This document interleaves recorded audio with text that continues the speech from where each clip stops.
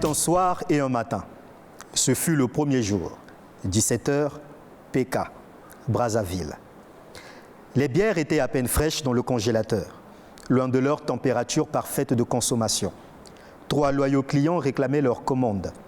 Ma voilà que tous appelaient maman nationale les alerta sur le malencontreux détail du thermomètre au-dessus de 0 dont souffrait son stock d'alcool.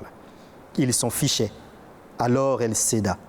Elle déposa sur leur table 3 bouteilles de bière, en plus de son sourire, puis retourna à sa tâche laissée en suspens. Au bout d'une expérience vieille de 30 et quelques poussières d'années, elle avait compris que la mansuétude, l'affabilité et la courtoisie formaient la meilleure stratégie marketing. Bonjour, je suis Fan Atchiki, slammer, romancier, auteur de Cave 72, un roman qui m'a valu le prix Voix d'Afrique 2021. Et je suis du Congo-Brazzaville. Alors, c'est un ouvrage qui parle d'énormément de choses.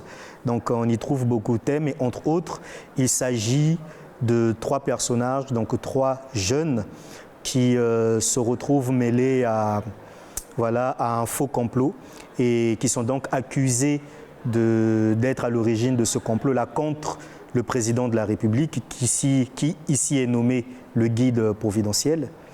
Et donc ces personnages, ces 3 protagonistes deviennent des ennemis publics. Et du coup, ils ont l'armée, la gendarmerie, la police à leur trousse. Et eux deviennent des fugitifs et essayent tant bien que mal de mener des enquêtes pour tenter de s'innocenter. Alors, mon inspiration vient de tout et de partout en même temps. Donc, vraiment, je m'inspire de tout. De la poussière qui tombe sur un meuble, donc de la démarche d'une mère dans la rue qui prend son fils par la main, de la façon dont un ivrogne dans un bar lève sa bouteille. Donc je m'inspire vraiment de la poésie du monde. Avant tout, il y a le plaisir. Mais après, on se sent investi comme d'un devoir, comme d'une responsabilité de génération.